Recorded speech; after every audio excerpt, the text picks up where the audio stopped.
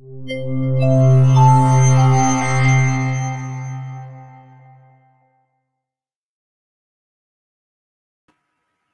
morning to our vibrant speakers and to you, our lovely audience.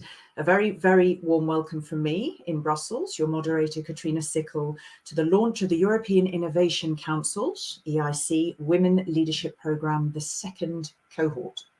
Firstly, thank you to fantastic participants, to those partners who are delivering high quality services, and to the EIC community at large for being with us today.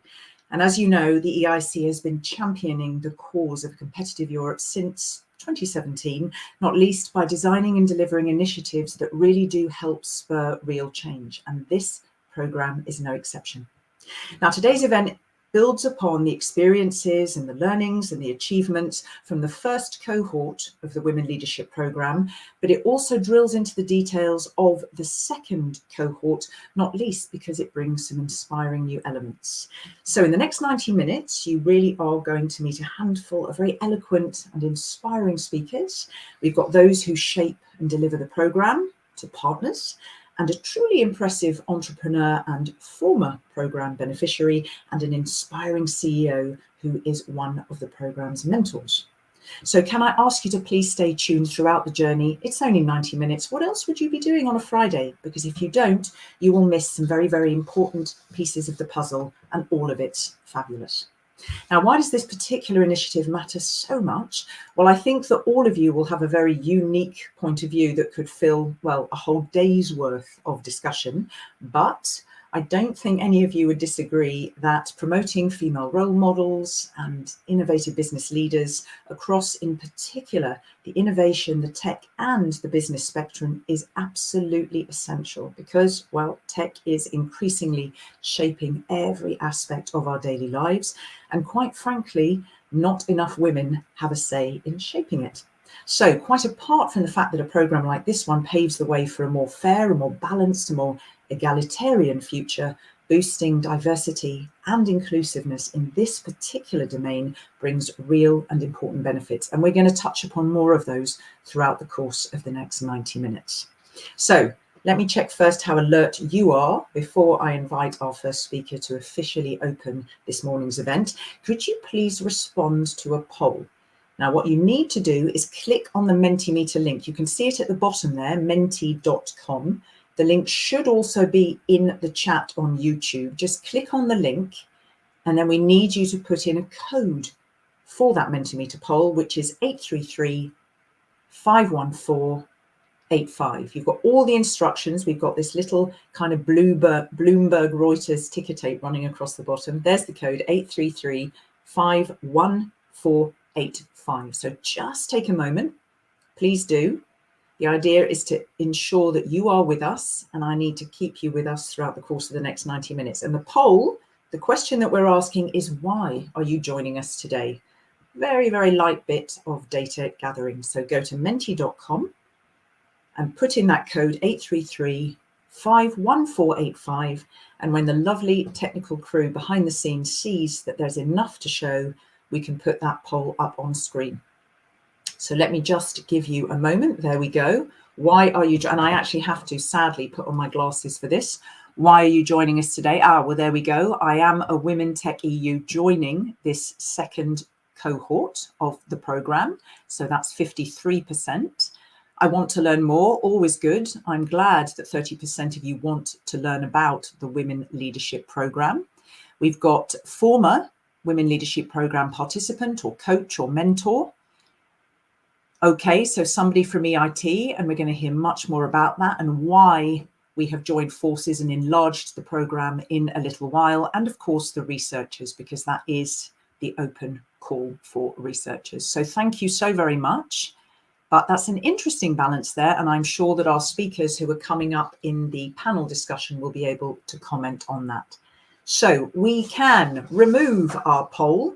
And let me also reassure you that there are other ways to make your voice heard during this event, because you can tweet at any time, #EUEIC. We won't take questions from that.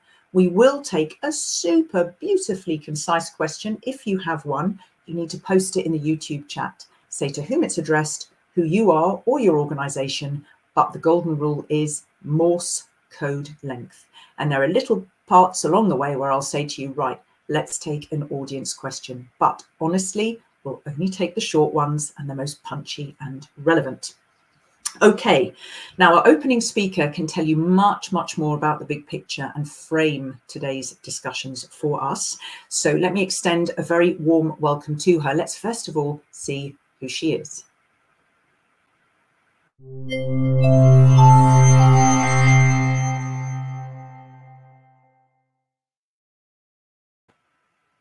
And there we go. So can I invite to join me on screen, please, Natalie Stefanovic.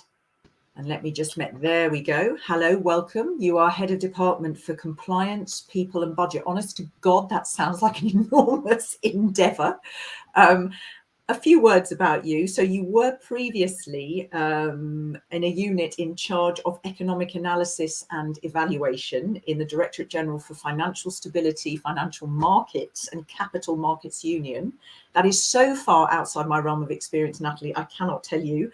Then you joined EIC as Head of Department Resources, and since I think April last year, was it? You hold the post of Head of Department in charge of Compliance, People and Budget in ESMEA. And one of your responsibilities in the department is to provide evaluation and management expertise and services to all of the programs that the agency manages. And I loved this in your bio. You put you were also the, I would imagine, very busy mother of 3 teenagers. Is that right? So in fact, probably your day job is easier than that, I would imagine.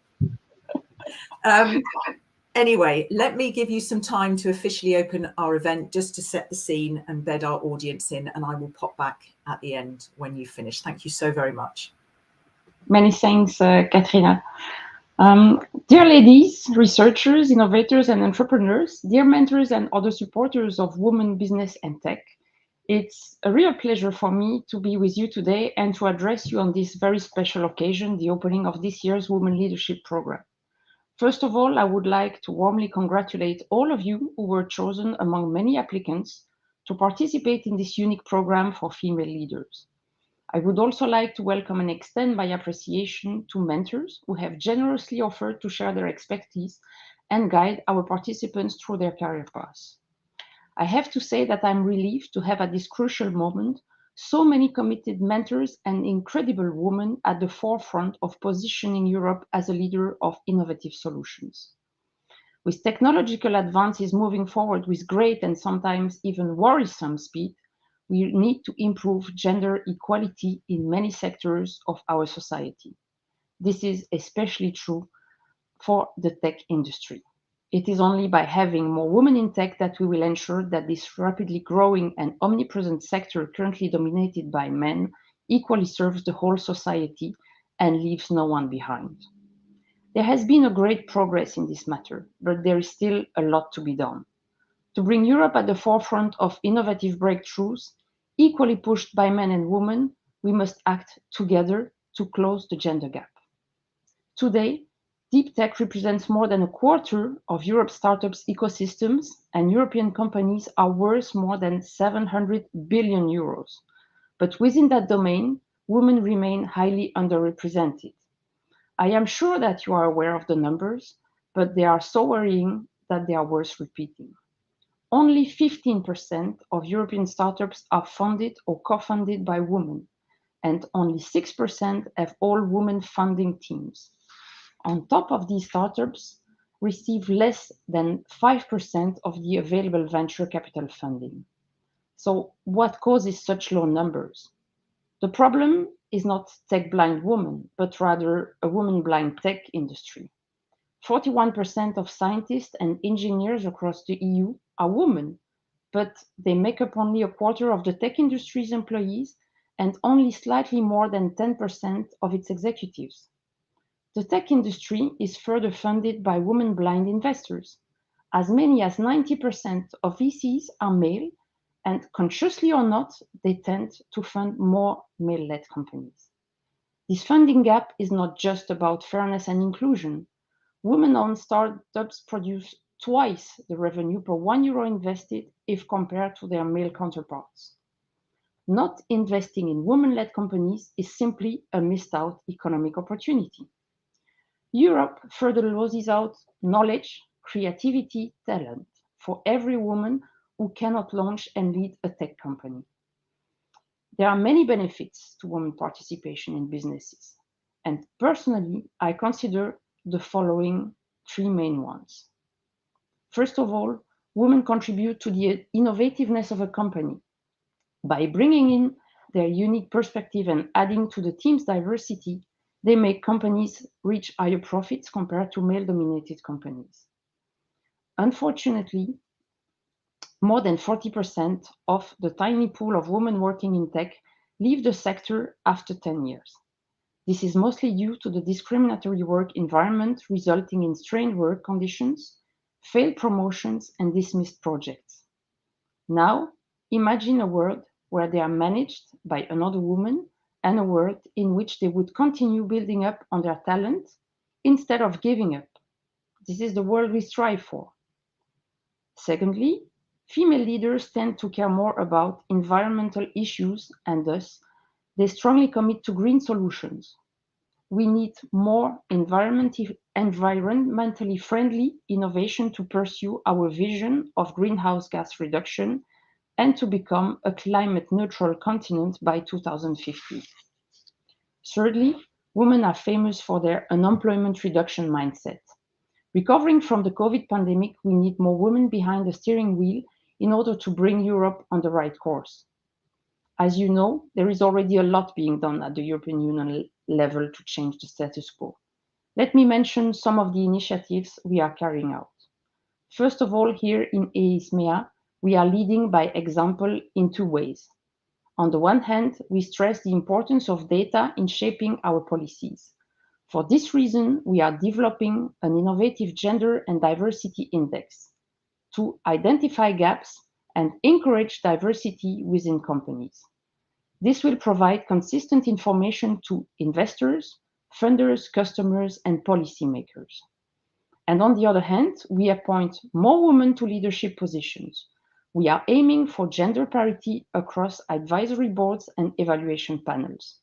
Nowadays, 50% of the EIC Accelerator jury members and 42% of EIC business coaches are women. And we do not limit ourselves to hope that others will follow our footsteps. In Horizon Europe, the Commission has made it a requirement. We demand public bodies, research organizations, and higher education institutions to have a gender equality plan to be eligible to apply for funding. The second set of actions refers to support to female researchers and entrepreneurs by investing in their projects and companies. Europe's biggest innovation powerhouse, the European Innovation Council, provides 10 billion euros for the greatest technological breakthroughs across the continent. So far, we have funded over 5,000 SMEs and 400 groundbreaking research projects. This resulted in attracting additional 10 billion euros of investments from other sources. In the EIC, we have been strongly focused on bridging the gender gap. By gradually increasing the number of women-led companies invited for accelerator interviews, our share of women-led companies grew from 8% to 29% in the last 2 years. A new ambitious goal has been set for this year. At least 40% of SMEs invited for an interview should be female-owned. Nevertheless, I would like to underline that our female beneficiaries do not get any preferential treatment. They are awarded grants based solely on their merits and excellence. In line with a stronger support to women innovators, we are also giving a boost to the Women Tech EU program. With the increase of its budget in 2022, many more women-led early-stage startups will be able to receive a grant of 75,000 euro, coming in a package with coaching, mentoring under the Women Leadership Program. The financial support goes beyond EIC. InvestEU, the flagship investment program launched by the Commission in 2021, promotes the presence of women in decision-making positions in private equity and venture capital funds. It gives preference to female-led funds and the ones targeting gender diversity in their investment strategy. Lastly, to stimulate a positive change, we continue giving exposure to female role models. With the EU Prize for Women Innovators, we recognize the most outstanding women innovators and entrepreneurs. I strongly believe that we, women, have all natural qualities needed for successful and efficient leaders. We are usually communicative, able to take initiative, always curious, have an ambitious vision and an inclusive mindset. And this program will help you unlock and direct these natural talents to advance your professional and personal growth. And it doesn't stop here. I am fully convinced that by breaking the top of this iceberg, we will create a wave of new powerful female leaders standing at the forefront of the tech revolution. You will be an inspiration for generations to come. With all the environmental, economic, and political challenges, Europe needs female leaders like you more than ever. You are now about to embark on a journey during which you will learn the necessary skills to enhance your already remarkable leadership and entrepreneurial skills. What is equally important is the relationships that you will make on the way with your peers and your mentors, which I hope will last beyond our program. I would like to use these final words to wish you all a very successful and exciting endeavor. I trust this program will give you the wings you need to fly.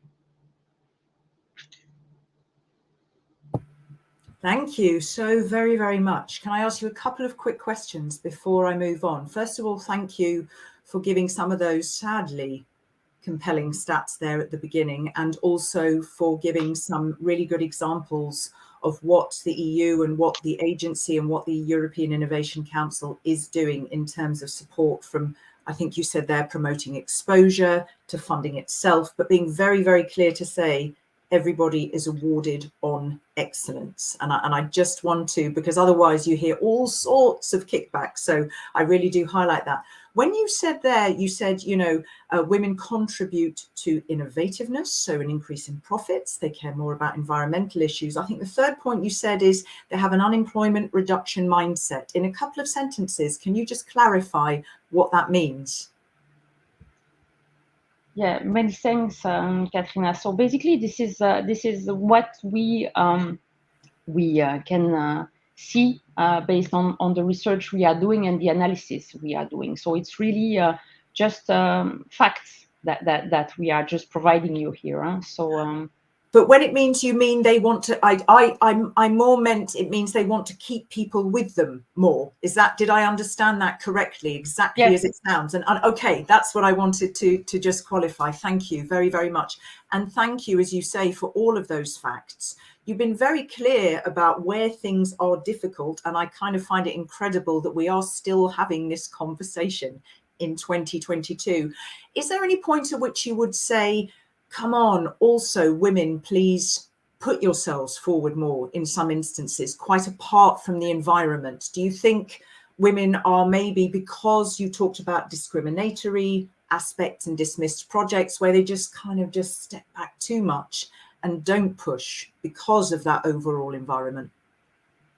Yeah, but I think it's the same for every woman. I mean, also in our environment in the European Commission or in the executive agencies. I mean, women really need to be 120% sure that they can make the job to try it, while usually men, if they are at 50% of their self-confidence, they just go for it. And so I really think that we women, we should really try to go for it much more and just go for it and believe much more in ourselves.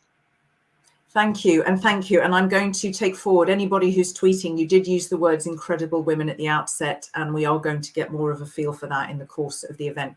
Thank you so much for coming and sort of breaking the ice. It's always hardest to be in the hot seat, but you've done a beautiful job. And of course, take a breather backstage, stay with us if you can. And if not, I wish you a very good continuation of your day. Thank you so much, Natalie. Many thanks, Katrina. So we are going to crack straight on because we have got an event with lots of moving parts and we are trying to keep it as dynamic as possible for you. So we are going to dive a bit deeper into the nuts and bolts of what this second cohort looks like and all of the different elements that are coming together, new ones too. So we're going to go straight into a discussion which is called Raising New Leaders. What does it take to empower women in tech? Now, who joins us? Let's have a look.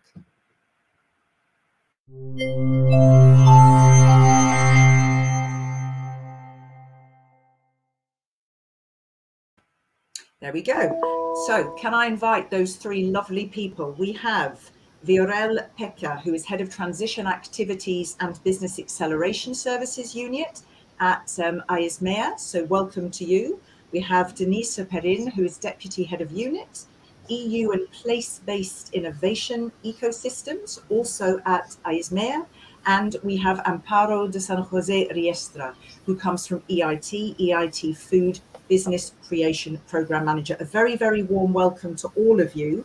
Denisa, you're an economist by trade, as we say. Amparo, you were previously director of the Business Angels Network and entrepreneurship activities at the IESC Business School in Madrid. So you're coming very much from that kind of background. And Viorel, your unit's mission is to bring all of the innovations and technologies supported by EIC to the market while, look at this, you have a big job, establishing Europe as an innovation leader. So there we go, not a small ask. Now, let me just say to the audience, I have terrorized these lovely people into being beautifully concise. But the reason they are with us is because this year's program has increased the number of participants and it's adopted a new approach. So it targets researchers and entrepreneurs among its participants, and the scope and the background has changed a little alongside that open call to researchers. So they've been drawn from the Women Tech EU initiative run by the European Innovation Council and also from the EIT portfolio. So that's what we're going to dive into a bit deeper here. Welcome all of you. Can I ask you in a couple of sentences each? Let's start with Denisa. Define empowerment in this program's context. Thank you. I'm really delighted to be here with you today. Why we are seeking for women empowerment and work with the innovation ecosystems. What we need to do here, our ultimate goal is really to create a level playing field both for women and men to innovate. Not only because it's just the right thing to do, but because we just cannot afford to do without. How can you imagine we would just turn our backs to half of the population and we would just miss out the potential, the capabilities, and we would miss out groundbreaking innovation? Who would be here to make or contribute to make our planet, future more sustainable? Who would be looking for breakthrough healthcare solutions? And in order to do so, we just need to think and remove barriers and just create opportunities both for women to level the playing field in the tech. Okay. And in order to do so, we need to, look at venture capital funding and create actually to expand the innovation pool, which is key. And on our side, it's mainly the unit I'm working in. The innovation pool of people of women through the Women Tech Innovator Prize. Okay. Thank you very much. And I'm going to come to you in a moment because you're precisely to ask you a couple of the main drivers for setting it up and a couple of the main outcomes. But just let me park it for 1 minute and I'm going to take a step back. Viorel, let me come to you. First of all, in a couple of sentences, empowerment. Is it about making sure that the playing field is level, that we don't miss out economically and in terms of sustainability? What does empowerment mean? Because it's a big word and it's a word that's used a lot. And just very briefly, why have you joined forces this year, all of you, in this program? Because it is an enlargement.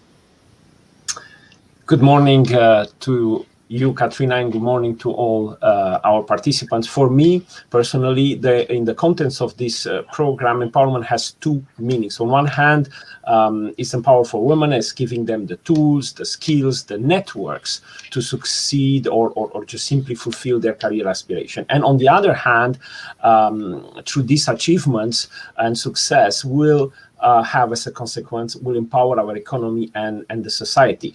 Unleashing this, the full potential of women and girls will add more than 11.5 trillion euros to global GDP. I think the figures are more than compelling. If just to answer to the second part of your questions, why we join forces, I think there are three main reasons. First, the challenges that the women are facing in business are universal and not unique to a portfolio of EIC beneficiary that we have. We support in our unit. So it means that our task is huge and it spans across other programs. So the formula here that we did is clear. The more participants that can benefit from our programs, the more successful female-led companies or labs will have in our portfolio and beyond. And secondly, is not only quantity, it's also quality, and quality matters as well. We have received very positive outcome and feedback after the first pilot cohort of the EIC Women Leadership Program, and expanding the program and sharing the lessons learned by engaging and collaborating with other programs was obvious. And perhaps third, the support to women entrepreneurs is scattered across the ecosystem and the various program in Horizon Europe. Different programs have to be interlinked for women to benefit from a wider network. Let me put it like this. We are extremely happy that we could build synergy with Women Tech EU and the EIT in this cohort. And this will also give an opportunity to further test potential collaboration between EIC and EIT, but also with the Women Tech EU for our researcher, for example. Okay. Thank you very much. And that's very clear. And I think what is really heartening and also, of course, your job is, as you said, lessons learned. What do we need to see? Where can we make changes? How can we improve the program? And that is precisely what's happening here. And yes, sorry, I didn't actually, I believe, introduce you as deputy head. I did introduce you as deputy head of unit in EU and innovation-based ecosystems, didn't I, Denise? And I'm going to ask you specifically about that, about what are we talking about with an innovation-based ecosystem in a moment. But let me park that. Let me just come to Amparo, because I like to let everybody sort of lay out their stall for the audience first. So we've got this kind of enlarged scope, as we heard there from Viorel, the reasons why. Just let's have a steer on EIT specifically and how it supports women in entrepreneurship. And where do you see this added value of collaborating with the European Innovation Council? Yes, thank you. Thank you, Katrina. Thank you, the EISMA, for inviting EIT to partner in this activity, in this initiative.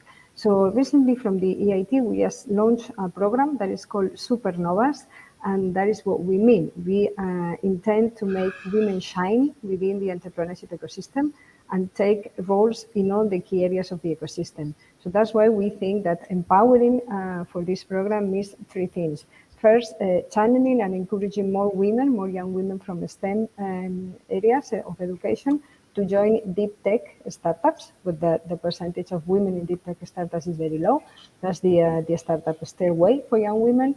Then we have the women to invest, when we are on the one side training young women from, again, STEM vocations and looking for funds that are sensitized or sensible to the issue of gender balance, to the relevance, and trying to match and help those women, those young women, to walk to the VC or to a career in VC. That's Women to Invest. And then we have a third program that is precisely to help women-led startups to become, I don't like the word, the next way of unicorns, but we want to help women-led startups to reach bigger sizes and to grow internationally and to lead the next generation of role models. And this is what it fits very well with empowering women in terms of building and leadership leadership skills, that this is the part of our collaboration with the EIC. And as you see, or the public see, the activities that we just presented and I just mentioned are very complementary one to another.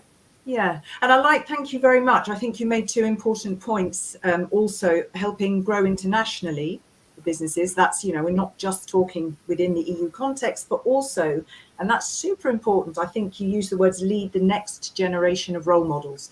And in that sense, and then I will come back to Denisa and have a look at this sort of Women Tech EU input side of things. For you, I didn't ask you empowerment. What resonated in what you heard from your colleagues? How would you define that within this program's context? Yes, for us, empowering means, I think that one is common to all, that is encouraging people or women to do things, and by building on not only building skills, but ensuring that they have already at some point those skills. So it's encouraging to take a place in the ecosystem, giving them access to this ecosystem, because access to the entrepreneurship, or in particular to the VC ecosystem, is not straightforward for all women. Depends on what is your training, and even where do you live. If you live outside the main cities where there are venture capital funds, and you probably do not have connections to venture capital funds, and then giving visibility to women that are in the system, because also something that our previous speaker and also Denisa mentioned is that sometimes we don't feel empowered to take certain roles, and certainly very often we don't. Women do not like to show that much or invest in their own branding and personal branding, and they get hidden in the ecosystem. So indeed, hidden in the ecosystem. Indeed, far too shy and humble, I would say. And on that note, before I come to Denisa, let me remind you, lovely audience, if you have a question for any of these good people, keep it short and stick it in the chat, and I will endeavour to take a couple when I've just put my few additional questions to them. Let me come back to you. So just to be clear about the Women Tech EU scheme, so obviously beneficiaries are also drawn from there for this second cohort. Were there any particular drivers, for setting up the scheme, and obviously some aims, some outcomes that you would like to see? Do you want to touch upon those for us, please, Denisa? Thank you, Katrina. I think Natalie, in her introductory speech, she said the scene perfectly. And when we created the Women Tech scheme, it was actually in response to the very depressing state of affairs in Women Tech that we have today. If you look just at the statistics, just figures, when we look at the deep tech, today it represents around 1/4 of the startup ecosystem in Europe. However, women are extremely underrepresented. If you look at the figures, there's only 10% of women launch patent applications. So if you look at all patent applications, only 10% are women. If you look at all deep tech startups, only 15% are founded or co-funded by women. What we observe also are extremely low amounts of capital invested in women-led companies. If you look, it's around only 5% of venture capital that goes to mixed teams or women-led companies. And all this creates this sort of vicious circle. And of course, the COVID didn't help at all. And the funding to female funders was down by 31% compared to 2019. And with Women Tech EU, this is exactly what we want to change. At the European level, my second point, I mean, we already do a lot or try to do a lot for women in tech, but we had this niche that was not properly addressed, and it was really supporting young startups. Women for instance, with EIC support or the Women Leadership Program, we look already at stronger innovators, at accomplished women innovators. But we still need to take a look at the risky early stages and to really support women leaders to get through this early risky stage, not to get discouraged. And I think this is extremely important. And also, I mean, with Women Tech, our ambition is to actually lead the way in our support to women-led innovation in Europe. And this is our strength. Mm-hmm. With Women Tech program, we provide to women innovators a kind of label of excellence. We thus create a pipeline of successful women-led companies.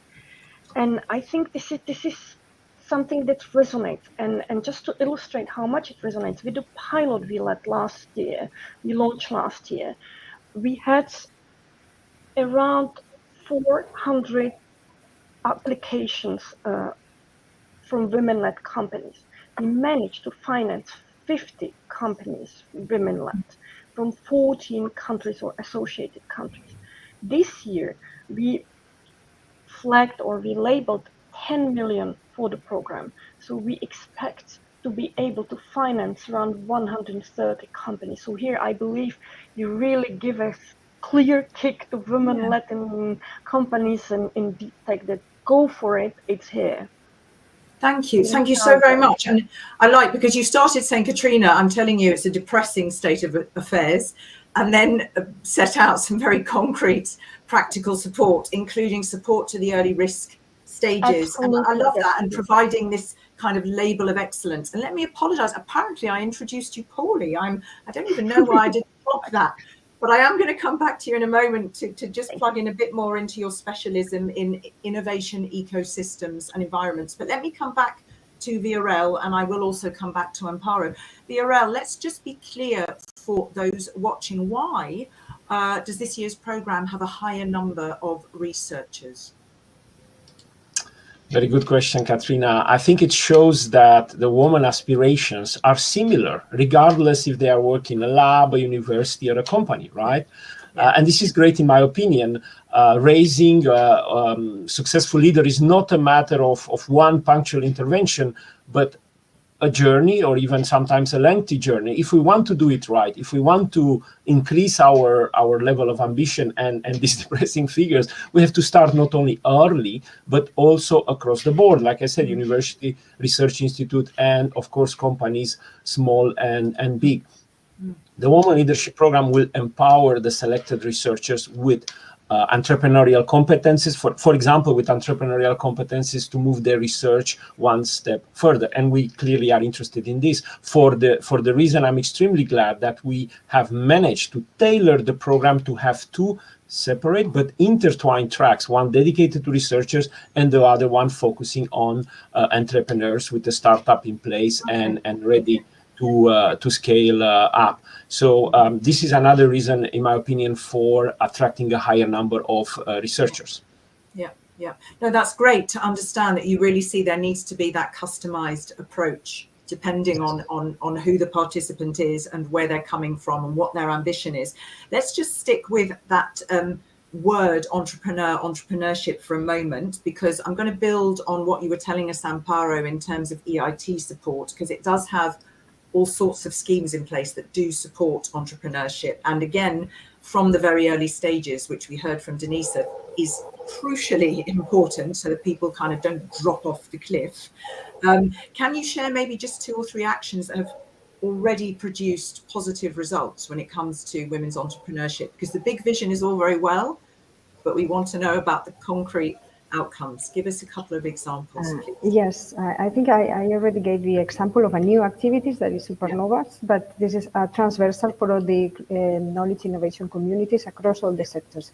But EIT has 8 knowledge innovation communities, and what we try is to cater not only for the stage of the development of the venture from the very early stage, from creation or co-creation to scaling up, but also the difference from different verticals. So I will just name a few of the programs that we have. We have more than 12. I'm not going to bore the audience with 12, but I'm going to just mention 2 or 3. First, we have a program that is called Empowering Women in Agri-Food that we run at EIT Food. And this is very specific program, very particular program, because we focus on women in a sector where women participation is very low in terms of scaling up or startups. And also there is a very important component that is rural. So there are many women that are building businesses in rural areas that do not have access to the main innovation and entrepreneurship hubs. And there is a particularity that this program runs in 11 countries in 11 languages. Because maybe I think that we have forgotten that not everybody is fluent in English to build their own business in English. So we have to go back to basics and help them to build the basis in 11 languages. We have the program has run very well for the past 3 years. This is the 3rd year with a very healthy number of candidates and very interesting stories. And another one that is very enlightening is Girls Go Circular. That is at a very different stage because it's building the entrepreneurial mindset and digital skills for the future to become entrepreneurs, these girls to become entrepreneurs. And then we are aiming at having 40,000 participants. As I say, this early stage, and there is to date, I think there are more than 10,000 girls or women or young women that have participated. And then I can build a little bit on some of the programs that we have to bring more women to sectors where there are even less women than in general. There is like the field of mobility, urban mobility, or manufacturing, where we don't see or we hardly see women taking the lead in new businesses. Yeah. So these are the activities that we are doing. As I say, we have right now more than 12 programs across the different communities. I think it's really fascinating, the diversity. And also I know that, the EU is sometimes criticised for saying, where's some coherence across policy areas and, what can we see in various places and is there that? And I think what you've demonstrated here, particularly because I actually moderate a lot around in the agricultural sector and for the Commission, is exactly that. Women in rural areas, so specific, so niche, but also supporting general policy in terms of keeping people in those rural areas, helping people diversify, and supporting all of those policy areas that are also very important in the context of the green transition. So sounds amazing. You could have bored me if we had time, as you said yourself. It wouldn't have been boring with the 12, but even there, mobility, manufacturing, all of those different areas, that diversity is really interesting. Let me just come back to Denisa, and I said, maybe tying all of this together and just a beautifully concise kind of explanation for us who might not sort of understand it quite. How do innovation ecosystems and environments really impact or contribute to women's empowerment? What is very specific in a nutshell? As I mentioned in the introduction, it's really important that we create really the same level playing field for both women and men innovators, which we don't currently have. And this is essential. And all these barriers are just preventing women from taking the same role and playing the same role in innovation in deep tech like men. So the key objective is really convincing men and women and girls that there is nothing out of their reach in this area. And we really need to be able to inspire women and girls to follow in the footsteps of those who already made it, who already managed something. And we all of us know how it is important in our lives to have role models. And without that, we wouldn't be where we are and do what we do. And as I mentioned, there are 2 dimensions we are looking at. It's really the venture capital. And expanding the pool of women innovators. And if you allow me just 2 words, that are about something that is extremely close to my heart, is really about expanding the pool. Because here we in our team, in our unit, we run the Women Innovator Prize. Yeah. And this is exactly the tool and what is it about? How to create role models for women in innovation and technology, and really to broaden the talent pool, to show that we can look around, it's just happening. And in last year, we awarded, in 3 categories, the prize to 30 women scientists and entrepreneurs, and we shortlisted 100 women. And when we were doing the pitches during the selection to finalize the prizes award, it was amazing to listen to what they have achieved and where we are. And this is exactly the ecosystem. We need to create the network. We need to create the visibility. And of course, the venture capital, risk capital, because as I mentioned previously, I mean, the access of women innovators to capital is really very difficult. Thank you. And that's very, very clear about all of those elements that need to be part of an ecosystem in order to have that holistic impact and how they fit together. And of course, I know that brilliant, brilliant award. And I can see you're very passionate about it. I think that we have a couple of questions from the audience, if I'm correct. So let's just see. Let me come back because I asked you, Viorel, the researcher question. Look, I've joined it as a researcher through the open call. Can I still apply for Women Tech EU next year? Would you be able to answer that, Viorel, or give some clarity on that? Or even you, indeed, Denisa, I know either of you can, but let me give it to you then, Denisa. Go ahead. Thank you. I'll be happy to take over. Sorry for jumping in because No. We discuss also with Vera because this is a bit a tricky question because usually we start over with the other way around. Usually women entrepreneurs, they you know, in their early stage, they apply for Women Tech. Yeah. Women Tech grant. And as a part of the grant, as a follow-up, they receive actually the possibility for the business acceleration services within the context of the Women Leadership Program. Here, if we start first with the Women Leadership Program, we believe, or in our case, we would expect, depends also case by case, we would expect that the company has already overcome the very early and risky stage. So here we would need to see how to handle it. Usually we start the other way around. Sure. No, that's very clear. Okay. So kind of a case-by-case basis, in a sense, is what you'd need to look at. Okay. In the interest of time, because you know me, I'm a strict moderator. I'm going to just come. I think we have another one. Okay. How can we get key information from the EIT initiatives that support women? So just kind of plug that gap for us, please, Amparo there. Yes, so currently now, if easy for everybody, you can type in Google Supernovas and then you will find the new program, or go to the EIT webpage and you will find all the activities under the Women Entrepreneurship and Leadership Program. That's the best way to go. Otherwise, drop me a line and I'm sure that the organizers can provide the email or something. Okay, and we can. Thank you very much. And I'm sure our organisers and our lovely tech team can put any relevant links in the ticker tape as we go further throughout the event. Can I thank you so much? I could talk to you more and more and more. It is very clear, you're all very passionate about this, but I think the diversity of where the support falls, both in terms of the type of participant and the area of interest and the customization and the learnings from the first programme are very clear.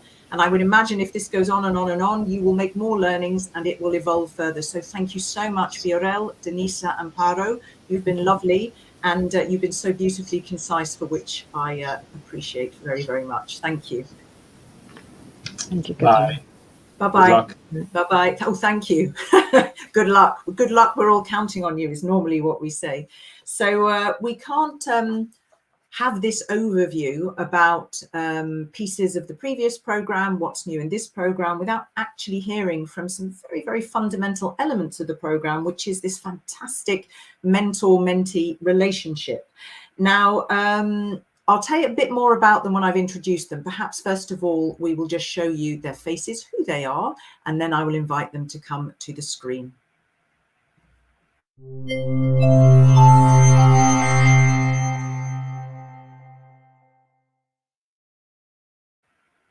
Let me give a very warm welcome, please, to Catherine Schreiber. There you are.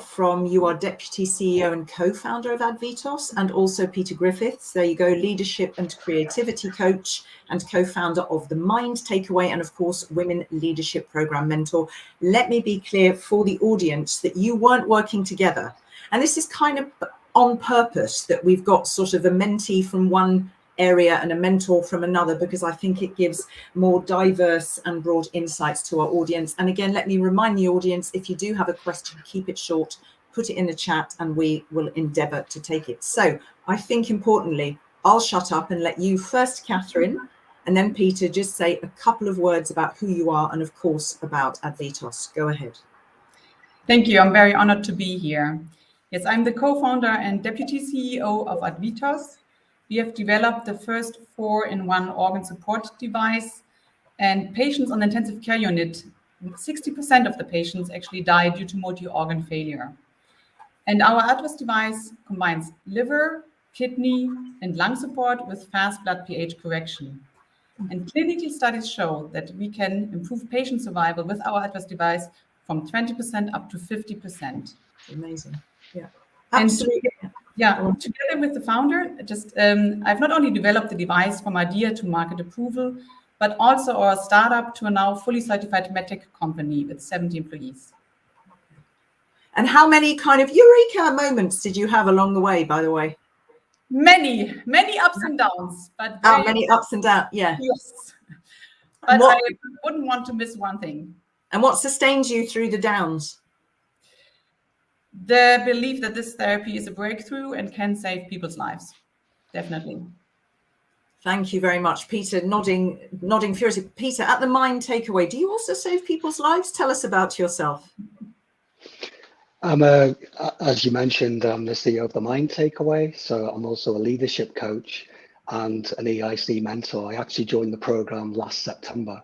Right. I'm also the host of 2 podcasts as well, where we explore psychology, leadership and creativity. And prior to that, for around 19 years, I was in and out of leadership roles for online and tech companies as well. And in your humble opinion, what makes a good leader?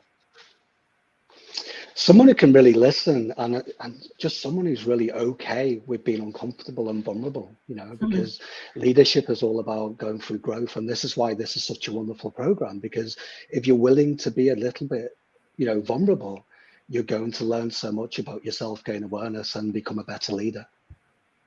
Thank you very much. Now let's talk about that program specifically. Perhaps if you could, Catherine, share just 2 or 3 experiences from the previous program that, you know, really resonated for you and have made a difference in your ongoing journey. First of all, it was really the mentorship. I chose a mentor for personal growth, and she really helped me with my personal growth, with strategic advice, but also in demanding situations with very practical and helpful advice. Okay. And second of all, the coaching experience too. Based on the strategic advice, I chose media training. And I now feel much more confident in interacting with journalists, the press and media, and conducting interviews. So these are the 2 main, but also the events are amazing and really a boost in self-confidence. So yeah, no, it's... Sorry, it's always so difficult to know with virtual events. Should I ask? Or you can ask. I can ask. So we heard there at the start, I think it was Natalie who said to us, you know, this is also all about partnerships. Did you find that sort of engagement with your peers, that kind of buzz, that sharing? Yes, we did engage, and I made really a point to connect via LinkedIn, not only with the speakers, but also the fellow participants. And I was able to follow their also development and interacted and asked about certain participants. And we shared also advice and experiences, not only about the program, but also about common challenges we face in our companies. So it's really very beneficial.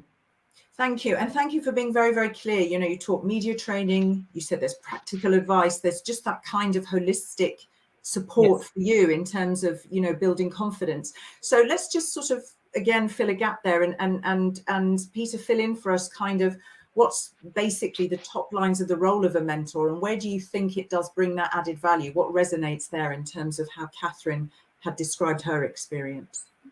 Yeah, I can resonate with what Catherine said there, because being a good mentor is really someone who's a good listener, a trusted and safe source, and someone who, you know, you can explore options with. But crucially, as a mentor, yes, I might have mileage and experience, but just because it worked for me doesn't necessarily mean it's going to work for my mentee. So it's really to flesh out those options and really just go back and forth on these challenges and find a way forward that's unique and really a good fit for the situation and the industry that mentee's in right now. And how, when you say, because it's another, when I said earlier, empowerment is a word that's so used along with innovation, but so is trust. When you say a trusted and safe source, what do you mean by that? Well, to really trust someone, correct me if I'm wrong, I mean, it does take a bit of time, but actually on this wonderful program, I actually got into quite a deep level of trust after maybe even a month. And then because I was actually willing to listen, and also my mentee was willing to go there. That was the crucial bit. She was willing to be vulnerable, which was really humbling to see. And then we developed that trust because it was more about just being patient with each other and coaxing out the best. And I actually learned just as much as my mentee, because I was actually matched with a mentee from a totally different industry from my background. That's interesting. And this was really useful because I can come with a helicopter view. And I didn't have the kind of blind spots and unconscious biases that we all get if we're really deep inside the industry. That's very interesting. Very, very interesting. So tell me, Catherine, you know, you've taken a lot out of this. And so to give these next cohorts who are also online with us that kind of head start, what 2 or 3 pieces of advice would you give to make the absolute most of what Peter has called a wonderful program? So what would you say?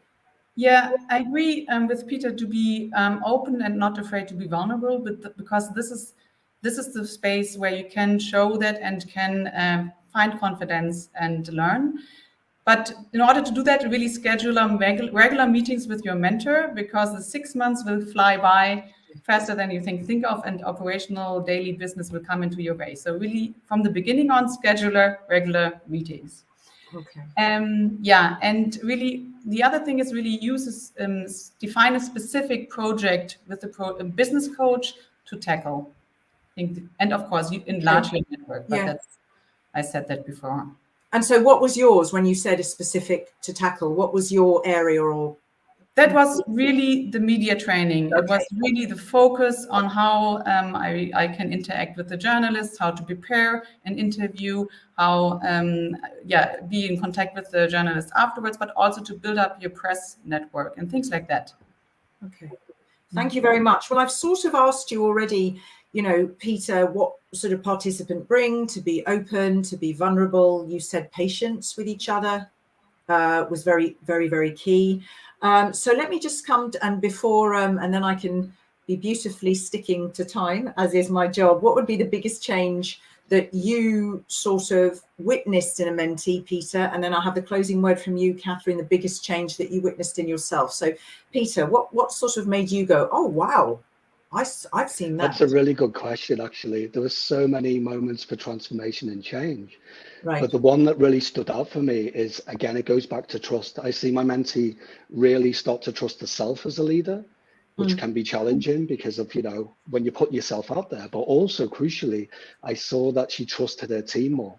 And I don't know if you ever thought about this, but quite often leaders, what gets in the way, quite often innocently sometimes, is that they don't trust their team to work the way they want to get the same results. But I saw my mentee take a step back and to really trust the team, but they all achieve the same results. But it doesn't necessarily mean that they have to follow the same process or methodology that you would do. And especially for my mentee's industry, this was especially challenging because it's in the biotech industry. So yeah, that was a humbling experience to see her really take a step back, because quite often what gets in the way is micromanaging. You know, I want it done this way and you must do it this way, rather than letting the team just grow into the way that works for them. Absolutely. And fear, insecurity, lack of confidence gets in the way. But once you actually put that in place and welcome those ideas, and actually it benefits everybody, not least yourself. Catherine, so what was the biggest change you witnessed in yourself, aside from your skills garnered in the media training domain? What was the biggest change you witnessed? It was really the understanding that already being a female researcher and a female entrepreneur is the exception to the rule, and to really understand that I can be proud of what I've achieved so far already. And this, of course, gave me a boost in my self-confidence.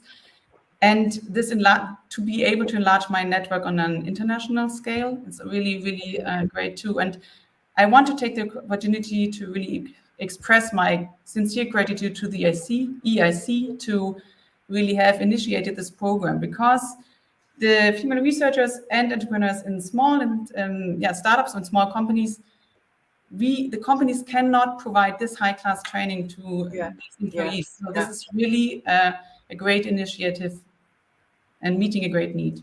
So thank you to the EIC. Thank you very much. And I think, just when you say you're the exception to the rule, and I hope that if we were having this conversation in, oh God, as little as a year, 2 years, okay, maybe that's a bit ambitious. We are not having to actually use those words. And as we heard there from our previous speakers, from Amparo, from Denisa, this is also about creating a next generation and bloody well baking it in now. So there are those role models. You've both been fabulous. I genuinely mean, and I'm sure our audience, you would also agree, I could sit with you for an entire dinner with a nice glass of wine. I cannot. You are hugely impressive, Catherine, both of you. But as I said to you when I met you before, Christ, you make me feel like a bloody couch potato with those incredible statistics and results from your company.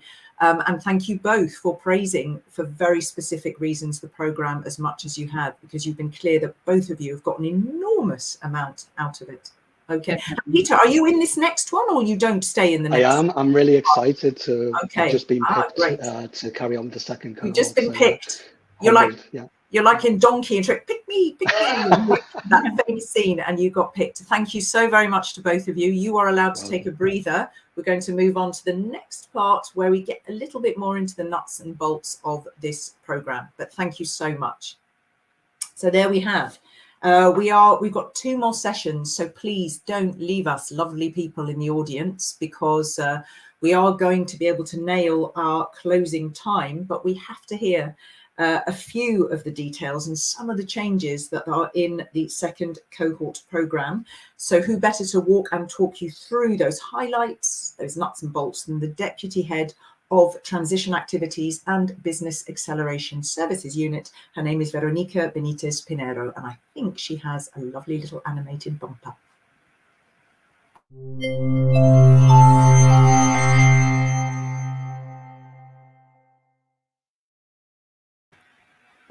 And let me welcome her. Hello. Hello. It's very, very nice to see you again. We've met before, and just the benefit of the audience who obviously didn't meet you the first time, you are an expert, or I called you actually a research and social sciences whiz. That's what I called you. And you've been working since 2019 at the Commission under Research and Innovation on particularly valorization policies and IPRs. How do you feel after the first program? Are you particularly proud of any element? I mean, there was a lot of compliments there from a mentor and a mentee. So must have made you feel quite proud? Indeed, and listening to the statements of the previous chat, I mean, it makes us very, very proud of the program. We really think there is a lot of potential. We are learning by learning as the program evolves. And we are looking forward to see where this leads us and see the impact in the midterm, because it's not so easy to gather impact after the first 6 months. Yeah. It's good to hear, especially from these female entrepreneurs, and see where they managed to get. Absolutely, you are so right. So let me give you a chance to just lay out your stall, and let me remind our audience, of course, that if you do have a question, keep it short and post it in the chat, and I can pose it to Veronica after she has presented to you. So there we go. The floor is yours. Thank you. Perfect. Thank you very much, Katrina. So as I said, the best presentation of the program is the chat that we have had before, but in order to get there, Christine, Catherine and Peter, they really follow the rules that we have set to make this program a successful program. So I want to present to you today what is this program about. The European Innovation Council is really very happy to have a second cohort of this skills enhancement initiative that has an holistic view to attend female entrepreneurs and researchers' needs. I would like to start my intervention just by sharing the objectives of the Women Leadership Program. When the EIC designed this program, it was made to attain 2 goals. The first one is really to strengthen the diversity in innovation and tech, very much needed, as we have seen, and with data backing up these statements, and also to increase women-led companies created and, moreover, succeeding in business. Next slide, please. The EIC Women Leadership Program aims at improving the participants' business skills and promote their networking beyond the EIC community. And in doing so, the EIC really seeks to increase the number of women-led companies, creating and succeeding, as I have mentioned before, push the participants of the program to ascend to senior and management positions, help EIC female beneficiaries creating spin-offs or spin-outs, raise investment rounds, IPOs, and other deals, and increase the overall diversity in the innovation and technology field. Among the service offered to attain these objectives, the EIC Women Leadership Program will entail personal mentoring, business coaching, networking events, and different training sessions to prepare our women researchers and innovators with the right tools and skills to climb the business ladder and achieve their goals. Now let's talk about people. The EIC really sees people as key, and the participants of the program are the key of the success to the program. We want the program to be diverse, and that's why we enlarge the pool of applicants, and that also led to an enrichment of the applicants. So this time we count with beneficiaries from the European Institute of Technology and from the Women Tech EU program. The composition is as follows. We have 7 participants from the EIT, 58 participants from the Women Tech EU program, and 19 researchers approved in our open call for proposals. In the scope, we have 65 participants coming from the business world and 19 participants with a research profile. Looking at the geographical distribution, we see that our 84 participants come from 19 different countries, which make us very proud of the coverage that this program has up to now. Being Germany, the one with the most expressive in terms of quantity. However, we have representatives from countries such as Estonia, Hungary, Serbia, Slovakia, Lithuania, Poland, Austria, etc. Also, the participants come from a wide spectrum of professional sectors. While more than 70% of the participants come from the health and pharma, engineering, and biotech, we also count with professionals coming from the ICT, the space, raw materials, and earth sciences, among others. Now we're going to talk about the mentorship. Support and advice from someone who already walked the mile in your shoes can be a very valuable incentive to go in the right direction, as we have heard in the previous intervention. The EIC Women Leadership Program offers every participant the chance to choose an experienced and trusted mentor.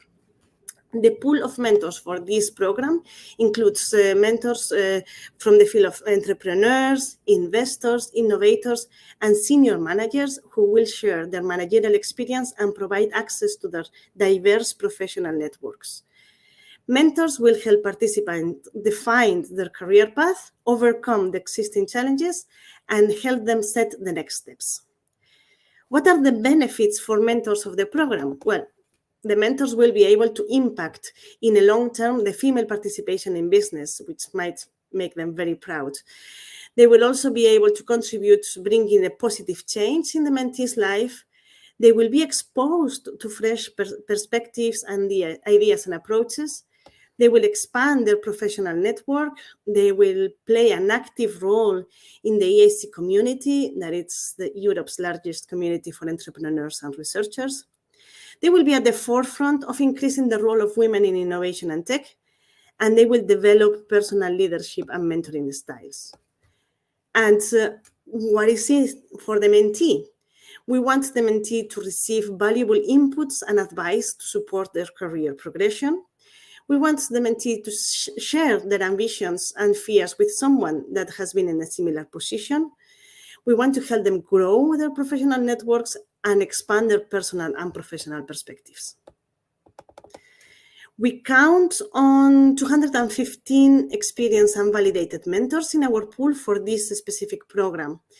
They are available as potential mentors to all our 84 participants, and right now we have already started the matching mentor and mentee, and there has been a total of 68 assigned mentors, so as Katrina said, picked from the pool. Some details about how the mentoring is going to happen.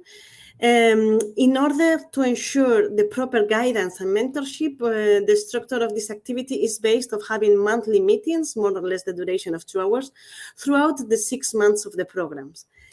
Since the EIC is very aware of the busy schedule from mentors and participants, we also want to nurture this relationship. So we limit the mentees per mentor. So each mentor can only have maximum 2 mentees, while each mentee can only have 1 mentor. The focus of this activity is really on the personal growth and the career development of the participants. The matching process between the mentors and participants is carried out in a dedicated website on a B2Match platform. In that virtual space, all the Women Leadership Program participants are able to check the profiles of the mentors, and then they have to schedule some chemistry call to understand if that person would make the best fit for their profile and for their needs. Then the mentors will be assigned and will help the participant to define their career paths, overcome the challenges, and see the next steps. We have to say that we want this mentorship to work, so we have also put in place, together with our partners from the European Women on Board, a workshop dedicated to all paired mentors. And in these sessions, the mentors will have the opportunity to network among themselves and reinforce the value of mentoring by getting innovative perspective on the role of a mentor and a mentee, in addition to collect ideas on how to plan the activities, how to understand the program rules, and see how they can best establish this collaboration with the mentees. Of course, it's always great to hear the experience, and we want to learn from experience. This is a living program, so we, at the end of the session, we collect feedback and experiences from mentors to see exactly how is it working and how can this can be improved for the next cohort. Next slide, please. Our 84 female innovators will also be working with a business coach in the Women Leadership Program, who will help researchers to discover their innovation opportunities and provide insight into their entrepreneurship potential, and will help company members to improve their business plans, implementation strategies, and market entries. At the EIC Women Leadership Program, we have a pool of 350 business coaches from a very diverse set of backgrounds that aim to cover the needs of the participants. For example, we have heard before the specific need of communication, but this can be more into the business development, one specific area of the business development. The coaching scheme will follow a very similar principle to the mentoring scheme. Each participant will have the opportunity to match and select one coach from the pool and schedule regular calls to follow the programs. The coaching will be delivered only to researchers whose project is already reaching at least the technology readiness level of 4. And for those researchers whose EIC beneficiary company still don't get any other coaching from the EIC. I would like to reinforce some fundamental differences and elements between these two services of the Women Leadership Program. Our coaching scheme is purpose-driven. It will focus on the creative process to maximize the participants' potential. For the researchers, the coaching scheme will really focus on their entrepreneurial potential of their innovations. And for the business, it will focus on the implementation of their company. The program will cover a specific number of coaching days implemented and covered by EISME. The coaching will be complemented by the mentoring program, which is a new concept under the EIC Business Acceleration Services. And this mentoring experience is aimed at build a trusted advisor relationship focused on personal and career development between mentors and mentee. The mentoring will not have a particular focus on your business strategy or plan, but you will explore advices based on experience as business leaders, clarify questions on work environment, etc. For this reason, we want mentoring to be a long-lasting and more informal relation. Together with the mentor and coaching, as you know, throughout the Women Leadership Program implementation, a set of trainings and networking events are being organized to answer the needs expressed by the 84 participants when they joined our program. These sessions are scheduled every month for 1 or 2 sessions a month and focused on meaningful topics such as negotiation on strategic partnerships, team management, leadership strategies, etc. All the details about each training event, including theme, trainer, are being shared at least 1 month in advance to give you the time to arrange your schedule and attend the session that seems more suitable for you. Also, networking can be a key component on leadership strategy and development. By strengthening your professional network, you can increase your career and business opportunities, anticipate changes, stay on top of the latest trends, and raise your visibility. A good network is really one of the most powerful tools to dispose of as a leader.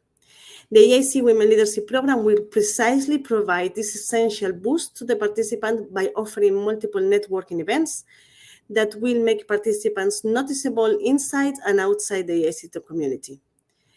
We will create the journey of topics, a schedule of events, and share it with you as soon as possible. Our program schedule is designed to fit the 2 different profiles of participants we have in the cohort. Basically, we are very aware that the needs of the researchers might not be exactly the needs of the people that are already in business, and we don't want to create a mainstream program. We really want to add value to those 2 kinds of participants. So at the European Innovation Council wants really the participants of the Women Leadership Program to enjoy, share, and learn the skills they need to expand their business idea and move forward their research, increasing their leadership position. We understand that being a female innovator is a full-time job. So with this in mind, the EIC designed 2 different dedicated curriculum schedules of tailor-made events to fit the 2 profiles we have among our participants. We will facilitate a total of 4 mandatory events for each profile, plus 4 optional events as well. So for researchers, we request their engagement to attend 4 mandatory sessions. 2 mandatory sessions will be those addressed to the research profile needs, and the other 2 mandatory sessions can be chosen from the catalog of the training offer. For entrepreneurs, 4 mandatory sessions with key content to strengthen their business expertise and move to the next level in your innovation company will be proposed, in addition to 4 optional sessions that will be surely add value to their abilities by increasing your female leadership. Your attendance to these sessions will really impact the outcome of this program. After receiving the vote of all 84 participants about where their most preferred topics to be addressed in the training sessions, we came up with this tentative schedule of training and networking event for the Women Leadership Program 2022. These dates are tentative, but the final confirmation will come very soon. We have 4 sessions focused on entrepreneurs, our major profile group in this cohort, and also 2 sessions dedicated to the researchers, in addition to 2 optional sessions.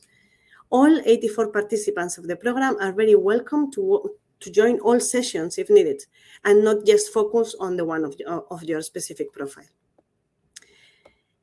A final element that we have learned from the previous cohort, and we thought it's a very good idea to increase this networking, is the establishment of an alumni group for the participants after the end of the cohort in October. We have already created this group, and it's working, and it's being very active. To ensure the continued networking and share of relevant news, projects, and initiatives, and mostly important, a future peer-to-peer support, the European Innovation Council is securing a private group in the EIC community platform. This alumni group is specifically designed to be a virtual space where the female innovators can meet and discuss relevant topics from their continued partnership, and of course network and expand their networks and come back to it whenever they think that they can solve a problem or they encounter an issue that someone else can guide them. So with this, I have finalized the presentation of what is what are the rules of the program, but I'm happy to take some questions that might come from the audience. You. Just going to thank you so much, Veronica, because you have a hard job, because you have 15 minutes to cover something incredibly comprehensive. And funnily enough, I was scribbling there. I'm just going to ask her, what's that difference? Let's anchor it between the coach and the mentor. And then thankfully you had a very helpful slide and were very, very, very clear. But anyway, all of this information is, of course, available to people online, but it's clearly very customized and thought out.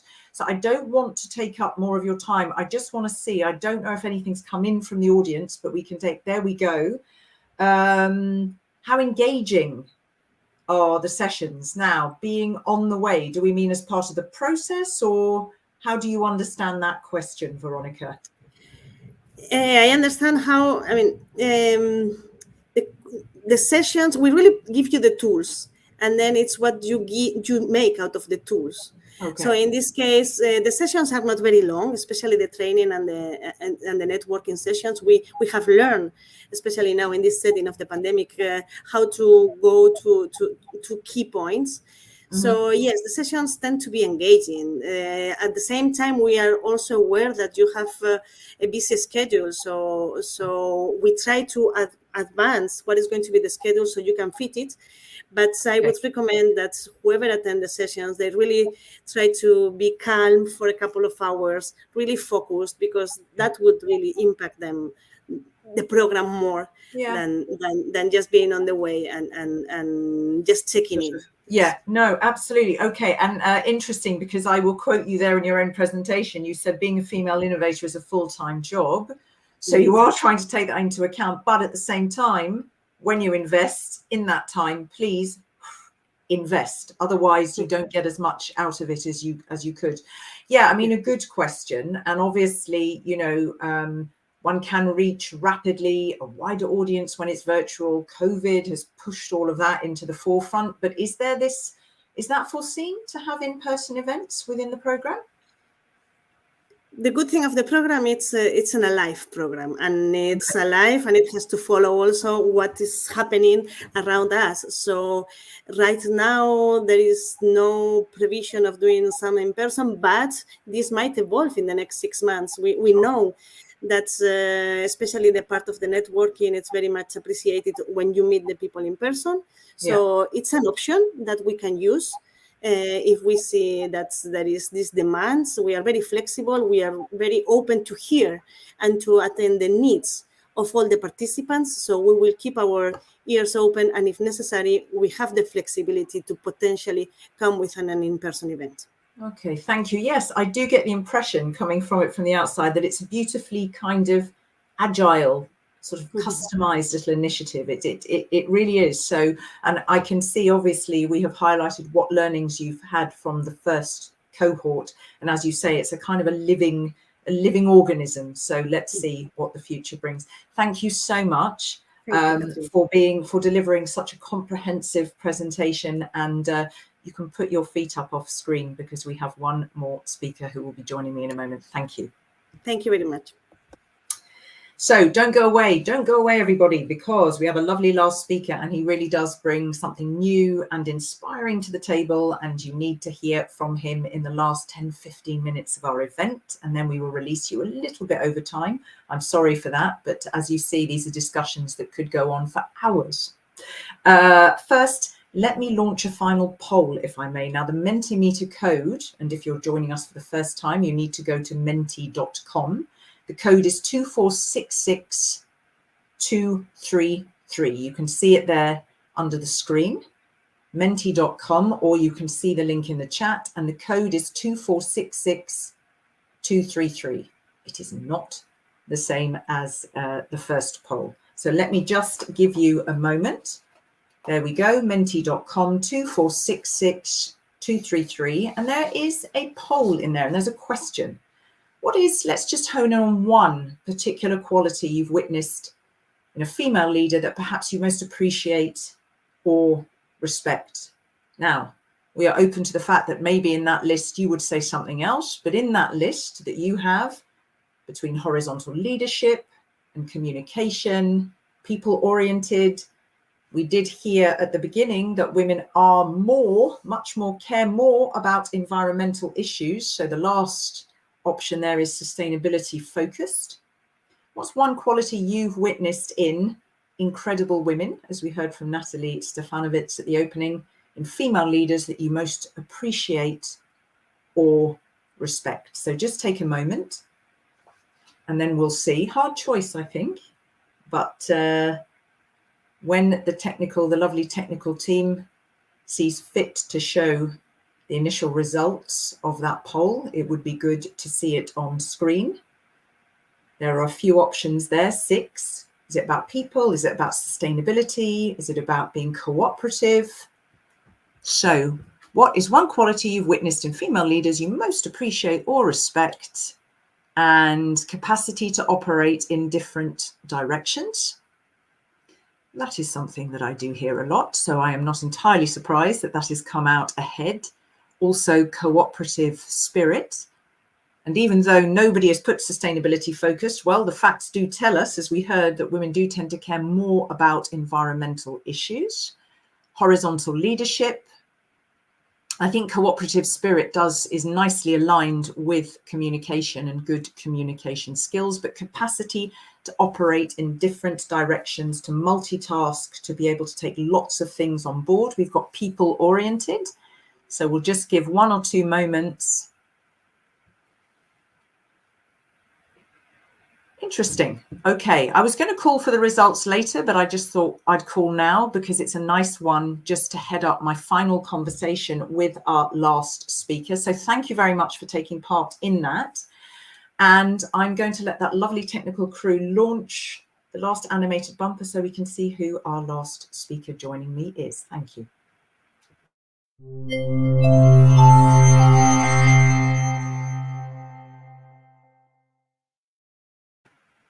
And so a very warm welcome to the director of EIC. I've heard it pronounced so many different ways, Jean-David Malo. How do you? You should know. You're the director. Go on. Give us a clue. EIC. So I got it right. So we have met before. It's lovely to see you again. I do love this program, and I'm always so happy to moderate when you've got something new to put forth. A couple of questions, if I may, in this close. The obvious first one, and I've asked other people, I said to Veronica, have you been proud? You heard some really positive stuff there from a mentor and a mentee. You opened the program last year. Can you share just 2 or 3 of the most important achievements from that first cohort? Thank you, Katrina, for this opportunity. I mean, for me, it was a very interesting first year because I mean, you are by definition, when you are launching a new initiative, experiencing new avenues, you are testing a number of things, you are learning a lot. It's a learning curve also. But globally, what was absolutely great for us after this first cohort is that we have been pleased to see that we had very good results, in fact, in the first part, namely and certainly because of the different type of trainings that we have been able to provide. We have seen that the participant expressed some specific needs, and this is something very important because we need to have this kind of agility according to the type of people that are part of our cohort. So this dimension, the adaptability of the program, the agility of the program in order to answer to the needs of the participant, first thing. Second thing, I think, is the quality of the keynote speakers and networking sessions that we have organized. The feedback that we had was very positive, and I think that to have this opportunity to have open discussion with role models, with inspiring leaders that have indeed experienced the same kind of difficulties, barriers, and went through is also a very important dimension, something that is very precious in this program. And maybe a third one, as you asked me a few, Certainly the last one, but it will be also for us and for me a key indicator is to see how many in the future of these participants will participate and will benefit from some of our other programs, particularly in order to support. So, and what we can see there is already that some of them that were part of the first cohort, in fact, are already participating, at least in the first steps, of some of our other programs, either the Women Tech EU or the EIC Accelerator. So it demonstrates that indeed you have a certain continuity there, and it's a good indicator. Thank you. Thank you. I like that quality, flexibility, and also being able to expand into other programs. So it's really, really comprehensive. Do stay with us. Let me just give an indication to our audience that I'm just going to chat with Jean-David Malo for 10, 12 minutes, and then you can all go and get some food if that's what your next objective is. This is certainly the most important news now. It is the most important news. Yeah, okay, the program path. He says to Katrina, food is the next most important thing. Let's talk objectives. We heard very clearly also from Denise Perrin, we heard, one of the objectives, level the playing field, but, it needs to be leveled. If we sort of talk concrete evaluation, how much closer do you think this program's brought us to that? It's an absolutely key question and challenge. So, as you know, one of the objectives of the European Innovation Council is to actively promote and support the role of women entrepreneurship, because we do believe that it would be, let's be clear, a stupidity not to build on half of the population in Europe, and in particular with the potentials that exist in this second half or first half of the population. So for this, we have taken already a number of action. As you know, we have introduced things that could be assimilated to positive actions in the context of the EIC Accelerator, as an example. And it's a path of between this program, the Women Leadership Program, and the EIC Accelerator. The objective is to increase, in fact, the number of companies that are led by women that could receive support, of course, from the public sector. So this is the purpose of the EIC, but even more importantly, from the private sector, which is one of the main difficulty and barriers and challenges that we have in front of us when you look at the last data on the capacity to raise funds, in particular for companies that are led by women, or even worse, for VC funds that are led by women. So one dimension, but what we are doing in the EIC is certainly not sufficient. This is why we have launch, and I heard that you were discussing a little bit about it also a bit earlier today. We have launched last year the Women Tech EU. The Women Tech EU is a kind of in-between support between the purpose of the Women Leadership Program and ultimately the EIC Accelerator for these companies that needs to have access to funds. So what we would like to achieve our very ambitious objective. Our objective within the EIC, because this is our main program, is to achieve that by the end of the current programming period, meaning 2027, we should be able to have more than a third of the support going to companies that are led by women. And just to understand where we are coming from, in the pilot, so that we start in 2019, the situation was a percentage below 10%, which was already nevertheless something globally high in comparison to the market, but this desperately low if you look at the objective. Thank you. And let's just stick with that, because I think it's so important to see how it all fits together. And it's important for the EU to show how all this fits together. And obviously, you mentioned there Women Tech EU. We heard, and why you are late to the screen. It's also my bad because I took a little bit longer with your colleagues there to just make sure that we understood how it all fitted together. Anything else that could be of interest? Any other 1 or 2 programs you think that our cohorts need to be aware of? Do you think it could be of interest? Yeah, very quickly because of the time schedule. First, of course, the now relatively well-known EU Prize for Women Innovators. Yeah.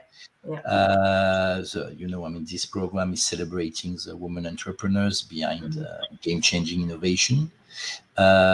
It's a program that is bringing a lot. When we see, for example, beyond, of course, the reward, what were the follow-up of the history of these companies, that for a number of them have obtained a certain traction, a certain activity, and in particular has received support from private funding. So it's another interesting possibilities that should be used.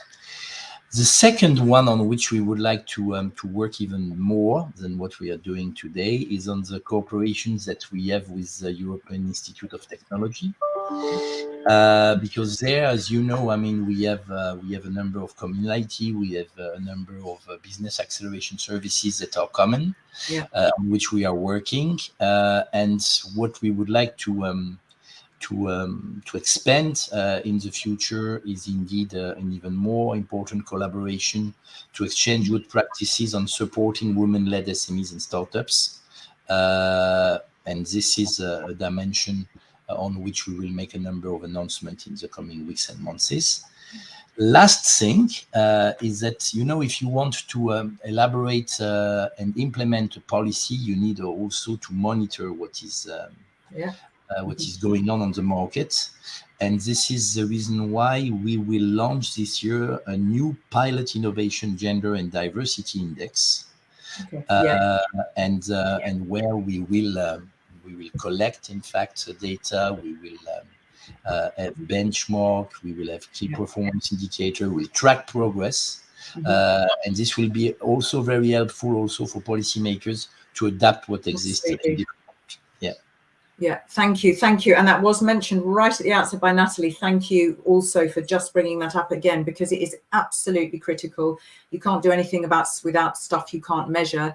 And often, just to say, I think there is still that sort of, I don't know, that feeling or response about, women this, women that, I don't know. You still get a flavor of that in some quarters. And I think the bottom line is the more data you have, just say, no, let's just put it out there, shall we? And I think what you said, I love it. You said, Kat, it's just a stupidity not to have this. And we heard, that not least because of their contribution to innovativeness, as we heard at the beginning, to innovation and an innovative spirit.